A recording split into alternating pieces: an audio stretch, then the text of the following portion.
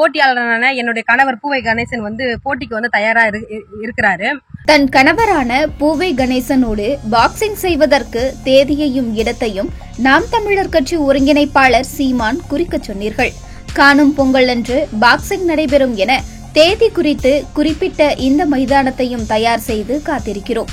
ஆனால் இன்னும் உங்களிடம் இருந்து எந்த அழைப்பும் வரவில்லை என தமிழர் முன்னேற்றப் படையின் நிறுவன தலைவர் வீரலட்சுமி பரபரப்பு வீடியோ ஒன்றை வெளியிட்டுள்ளார்.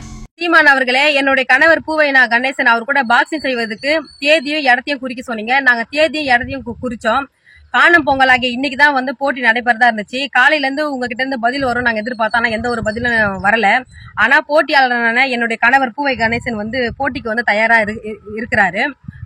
பெண்தானேன்னு அலட்சமான வார்த்தையை நீங்க விட்டுட்டீங்க. ஆனா இது போலலாம் நடக்கணும்னு நீங்க எதிர்பார்க்கல. தமிழ்நாட்டு பெண்கள் எதுக்கும் துணிஞ்சவங்க. இதுக்கப்புறமாவது நீங்க அனாவசியமான வார்த்தைகளை விடுறதை விட்டுட்டு தலைமைக்கான பண்பை வளர்த்துக்குங்க.